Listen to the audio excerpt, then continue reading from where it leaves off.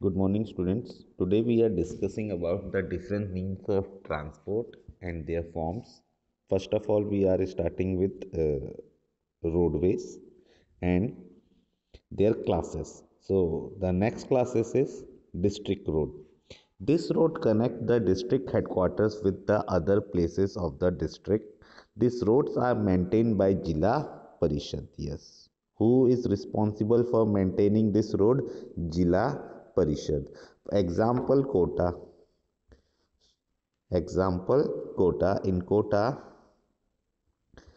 there are different villages: Sangod, Bapawar, Mohikala. So all these villages area are connected with Kota. So who is responsible for making this road? Jila Parishad. Any doubt? Any doubt? Okay, एक second, अभी बता रहा हूँ इसमें क्या difference है. सही है. तनिष्का, एक मिनट, है ना.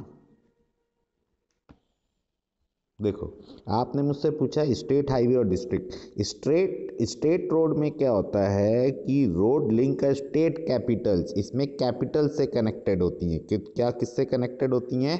कैपिटल से. किससे? कैपिटल. कैपिटल है जयपुर. जयपुर से कनेक्ट होगा ओनली कोटा. ओनली कोटा, ना कि उसके इंटायर विलेज. उसके एंटायर विलेज उससे कनेक्टेड नहीं होंगे. समझ रहे हो? उसके एंटायर विलेजेस उससे कनेक्टेड नहीं होंगे. कोई डाउट अब? हम्म. चलो, और देख लो, स्टेट हाईवे जो है उसको बनाने के लिए रिस्पॉन्सिबल होता है PWD. PWD is much bigger organisation than zila parishad. ठीक है. अब जैसे जयपुर है, जयपुर कनेक्टेड हो रहा है जितने भी यहाँ पे आपके 33 डिस्ट्रिक्ट्स हैं उससे, तो it is known as state highway. But in district roads the entire villages, ठीक है ना, are connected with main district. Kota से जितने भी जो विलेजेस हैं वो इससे कनेक्टेड हो जाएंगे. Now other roads, rural roads which link rural areas and village with towns. Rural roads में क्या होता है? When the village areas and towns are connected with each other, it's are classified under the category. This road are received special impetus under pradhan mantri gramin sadak yojana, PMGSY, प्रधानमंत्री ग्रामीण सड़क योजना. Short form में इसको ये बोला जाता है. This scheme special provisions are made so that every village in the country is linked to a major towns. इससे क्या होता है कि by this it's a process by which the village area is connected with the town areas, and it is a road which is not only built for a particular season, it's a all seasonal motorable road. It's known as it's a metalled road, not an unmetalled road. It's a metalled road. Any doubt? Any doubt? Okay. Okay.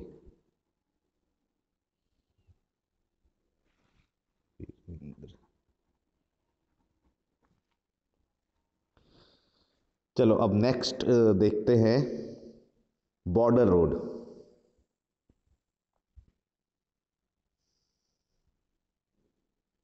Yes. Border road. Apart from these, border road organization are government of India undertaking construct and maintains road in the bordering area of country. जैसे नेपाल की bordering जब connect हो रही है, अब पाकिस्तान की boundary connected होती है इंडिया के साथ, बाड़मेर, जैसलमेर. सो बाड़मेर और जैसलमेर की those roads which connected Pakistan. So this road is basically constructed by the organisation. कौन सी ऑर्गेनाइजेशन? बॉर्डरिंग एरिया ऑर्गेनाइजेशन होती है, वो उसको बनाती है. This road have improve accessibility in area of difficult terrain. Even जो हाई टेरेन एरियाज है, चाहे वो जम्मू कश्मीर का एरिया हो या दूसरे एरियाज हो, वो इसको बनाने के लिए रिस्पॉन्सिबल होती है. Any doubt? कोई doubt? Okay. Road can also be classified on the basis of the type of material used for construction, such as metalled and unmetalled road. I hope all of you know the difference between the metal road and unmetalled road. Metal road may be made up of cement, concrete, or even bitumens of coal. Therefore, these all are weather road. These are all weather road. It means either it be used in winter season, summer season, or in even or in ये rainy season also. Unmetal roads go out of used in the rainy season. Yes, सड़क ही नजर नहीं आती है. Now the next topic, road density. ये माहिर है या कट गया है? वेरी गुड, ध्यान तक कट गया, दिख गया ना स्क्रीन में कटा हुआ. Railway. Now, railway are the principal modes of transportation for freights and passengers. Freights means goods, for goods and passengers in India. Railway also make it possible. Railway also make it possible to conduct multifarious activities. What are the multifarious activities? Multifarious activities like business. Okay, for business people move from one place to another place. Okay, sightseeing के लिए एक बहुत famous railway है India में. Anybody can tell me the name of the rail which is introduced by government और railway department for sightseeing purpose. Very good. और एक और है सबसे फेमस, palace on wheel advance booking. Palace on wheel 3 years advance booking होती है. जिसको 2024 में घूमने जाना है, 2021 में ही बुकिंग हो जाएगी उसकी. फेयर बहुत कम है, बहुत कम किराया है, लगभग 4 बस पर पर्सन. खाना पीना सब उसमें ही है. हाँ. आपको पता है इस ट्रेन का होल्डिंग चार्ज जो है पर डे का, वो है 1,00,000 रुपए. जो मतलब रेलवे ट्रैक पे रुकने का 1,00,000 रुपए देते हैं ये लोग गवर्नमेंट को, क्योंकि it's a train which is belongs to king of Jodhpur. Jodhpur के राजा की है ये, प्राइवेट है ये. ठीक है. रेलवे ऑल 20 डेज का. Railways also make it possible to conduct multifarious activities like business, sightseeing, pilgrimages, along with transportation of goods. Okay, transportation of goods over longer distance. But listen carefully. Railways is basically used to transport of goods, of those goods which are not perishable easily. पता चला fish भेज दी जम्मू कश्मीर, कन्याकुमारी से जम्मू कश्मीर, जब तक पहुंचेगी तब तक तो बदबू मारने लग जाएगी. सही बात है. गुड ट्रेन्स में तो पता नहीं 8-10 दिन में पहुंचेगी. तो ऐसी चीजें भेजी जाती है जो नॉन पेरिसेबल्स हों. Apart from an important means of transport, the Indian railways have been a great integrating force for more than 150 years. Yes, it served India for more than 150 years. Railway in India bind the economic life of the country, as well as accelerate the development of industry and agriculture. Yes, because both the industries and agriculture are linked with this sector, third sector, service sector, or transportation is means of service sector. Any doubt, students? Any doubt? So development of industry and agriculture is also depends on railway transport. The Indian railways have a network of, ये शायद cut गया हो. हाँ, पर ये important है. हाँ, ये इम्पोर्टेंट है, ये वाला तो है आपके भी है. The Indian Railway is the largest public sector undertaking in the country. ये क्वेश्चन आ सकता है. When and where the first train run in India? तो in 1853 from Mumbai to Thane, in 18 when and where? In 1853. from Mumbai to Thane, the first train run in India who cover a distance of 34 kilometre. और आपके लिए मैं थोड़ी knowledge की एक बात बता देता हूँ, इसमें सेलेक्टेड 60% ही थे इस फर्स्ट जर्नी में। टोटल 29 मिनट्स की जर्नी थी ये। कितने? 29 मिनट्स की जर्नी थी, पर इसके लिए उनको बहुत देर इंतज़ार कराया क्योंकि उस समय स्टीम इंजन चलते थे। जब तक बॉयलर गर्म नहीं हुआ तब तक तो ट्रेन चल ही नहीं सकती थी। और माना जाता है पहला धुआं जो था इट्स कम्प्लीटली फिल्ड विथ ऐश, राख से भर गया था क्योंकि कोयले के डब्बे के पास ही था। ठीक है, any doubt? Any doubt? Okay, move on next page. जो कट जाएगा बता देना। The distribution pattern of the railway network, हाँ ये तो है। Now the Indian railways are now reorganized into 16 zone. क्या है 16 zone? Who is going to tell me about 16 zone? What is 16 zones? Very good. इसमें जैसे आपने देखा होगा ट्रेन में लिखा होता है central west railway, north east railway, south railways, eastern railways, ऐसे जोन्स होते हैं। Any doubt? The distribution pattern, अच्छा for your information, in Rajasthan most important zone is Ajmer. चाहे वो कोई भी ट्रेन हो, आइदर पैलेस ऑन व्हील्स, वो अजमेर में रुकेगी रुकेगी क्योंकि it's a head zone of Rajasthan. ठीक है। The distribution pattern of railway network in the country has been largely influenced by physiographic, economic and administrative factors. Physiographic, economic and administrative factor is also very important for the distribution of railways in India. कैसे? जरा समझते हैं। हाँ मैं अभी बता रहा हूँ, एक सेकंड, थोड़ा ये बता दूं। देखो, the northern plains with the vast level land. यहाँ पे नदर्न प्लेन्स में आपको पता है एकदम फ्लैट लैंड है, एकदम फ्लैट लैंड है। तो आपको पता है flat land is very good for agriculture purpose. So that's why out of total population of India, 40 to 50% population are live in northern plains. So it is a most populated area in India. So the northern plains with the vast level land, high population density and rich agriculture resources provided the most favorable condition for their growth.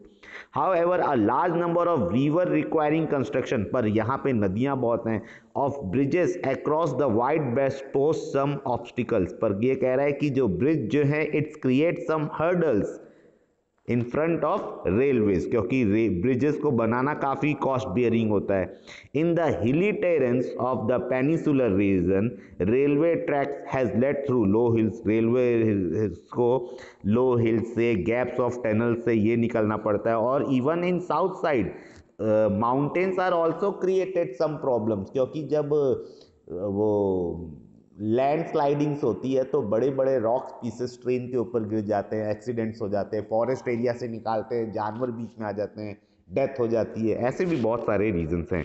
In the hilly terrains of the peninsular region, railway track are led through low hills, gap और tunnel.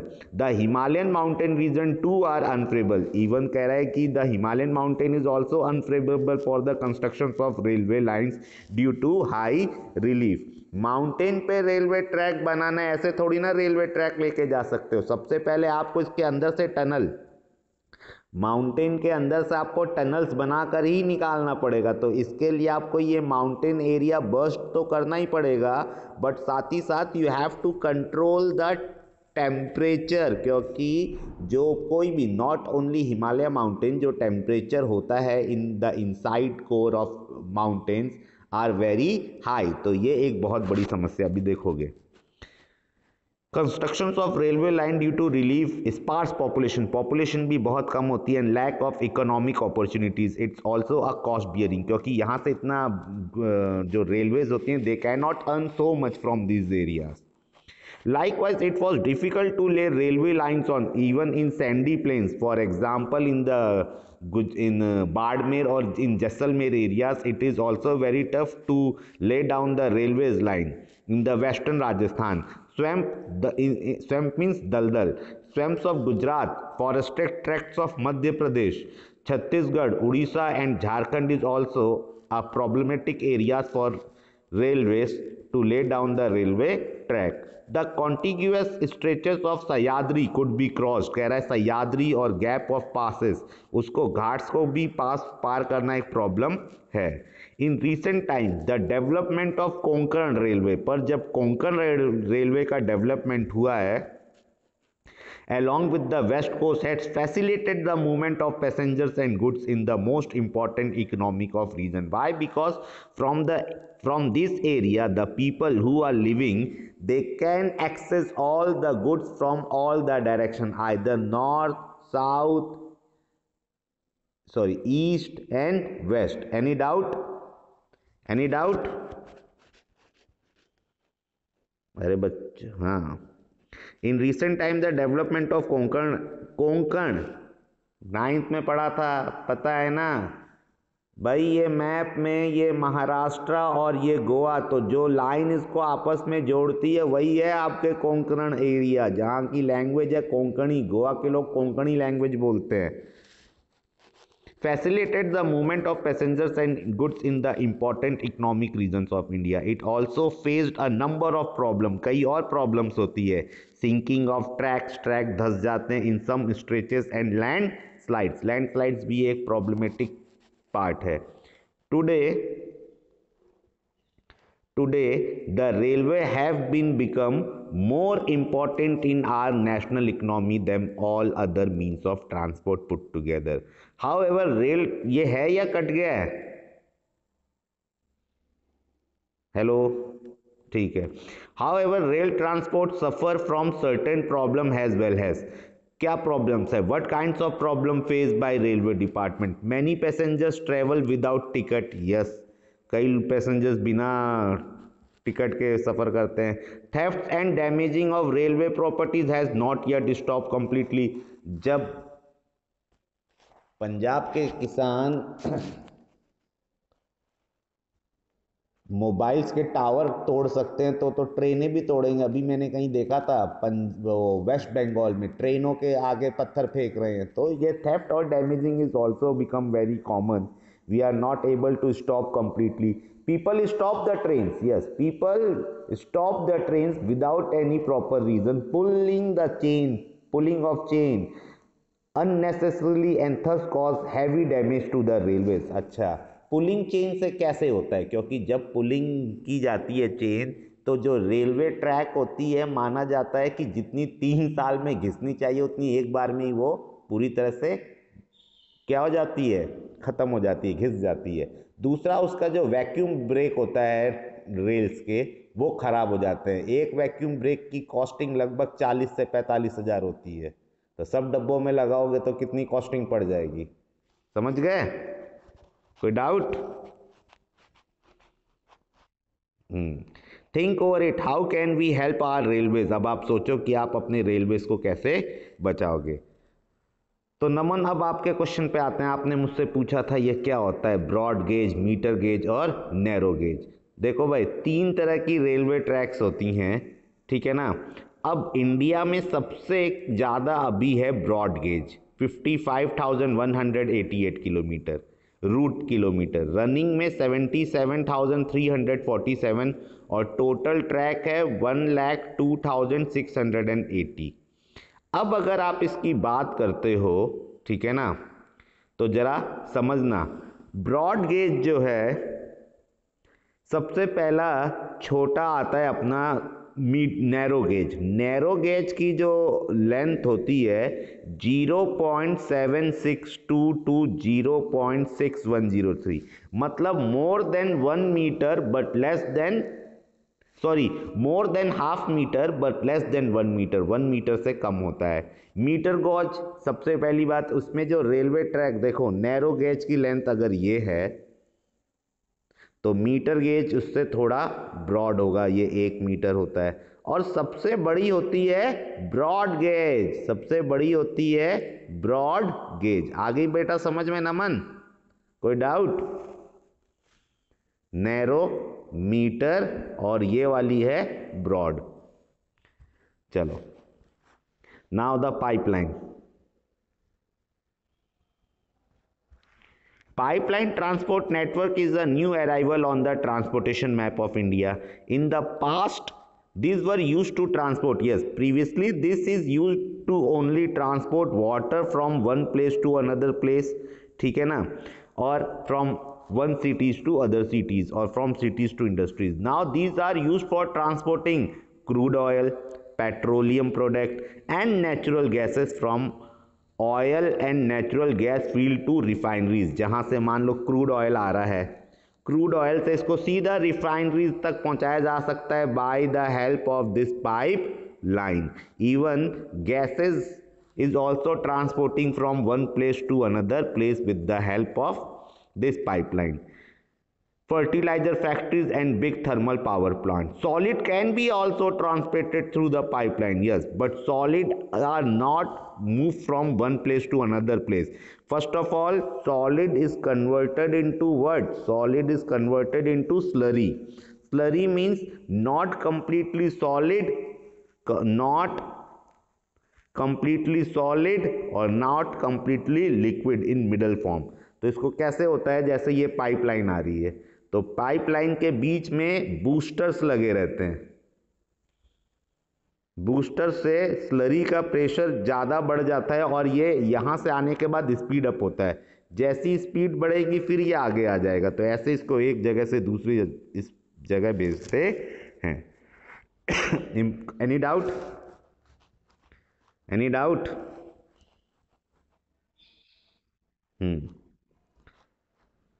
The far inland location of refineries like Baruni, Mathura, Panipat and gas-based fertilizer plants could be though of only because of pipeline. Initial, yes, no doubt the initial cost of laying pipeline is high but subsequent running costs are minimal.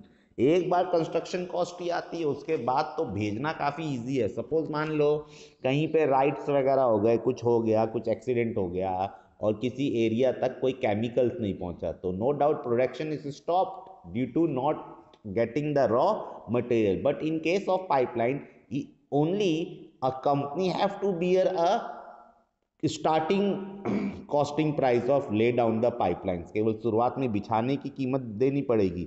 Afterwards they can use this modes of transportation very effectively. Any doubt? जैसे अभी कोटा में gas pipeline डल रही है, देखा होगा, सुना होगा, जाना होगा, हो रहा है नहीं हो रहा है? पता है या नहीं पता है? Initial cost of laying pipeline is high but subsequent running costs are minimal. It rules and transshipment losses are delayed. There are 3 important networks of pipeline. Please listen carefully. It's also very important for your examination point of view. From oil field in Upper Assam to Kanpur, Uttar Pradesh. Assam से कानपुर तक लेके जाने के लिए via मतलब for covering this area also via Guwahati, Baruni and Allahabad. It has branches from Baruni to Haldia और सब branches भी हैं Baruni to Haldia. Why?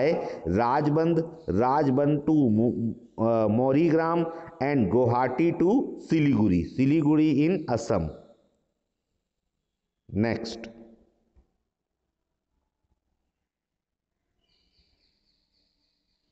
From Salaya in Gujarat to Jalandhar in Punjab via Veermaggam, Mathura, Delhi and Sonipat. It has the branches to connect Koyali near Vadodara, Gujarat, Chaksu in Rajasthan and other places.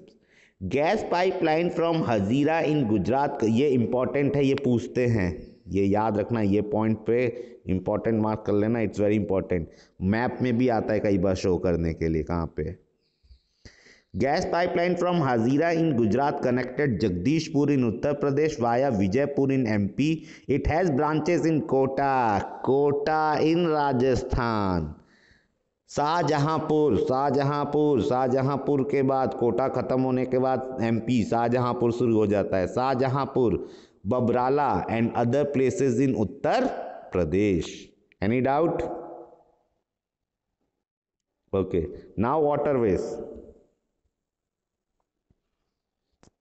Waterways, time immemorial India was one of the sea, आपको पता है since time immemorial India, शुरुआत से ही India is famous for seafaring areas because in from older times it seaman sail far and near. लोग यहाँ के जो फिशरमैन थे they can sail far and near, thus carrying and spreading Indian commerce and culture. Suppose आपने शायद सुना होगा, आप when you are a student of class 8 और 7, फाहीन, हेन सांग, ठीक है ना, और मार्को पोलो, ये सब ट्रैवलर्स इंडिया में जब आए थे तो उन लोगों ने सी एरिया को ही सेलेक्ट किया था।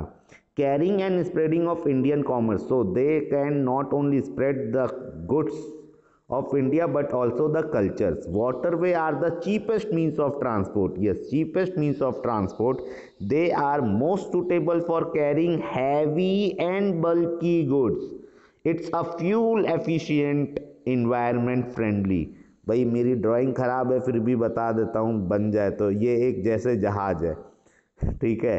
अब मान लो अगर जब यहाँ से हाई स्ट्रीम हाई विंड्स मिलती रहेगी तो जहाज इस डायरेक्शन से होते होते होते होते आराम से इस तरफ पहुँच जाएगी। तो क्या होगा, due to the help of current और flow of tides, the heavy ships easily move from one place to another place without any difficulties. Any doubt, students? Any doubt? That's why it's a fuel efficient and environment friendly modes of transport. India has inland means in India. Inland navigation waterways of 14,500 kilometer in length. Out of this, only 5685 kilometer, only 5,685 kilometer are navigable by mechanized means motor boat. Other rest is only use by old means of boats, जो हैं जो पुरानी जहाजें होती हैं उनका इस्तेमाल किया जा सकता है। The following waters way have been declared has a national waterways by the government, इसको वी आर डिस्कसिंग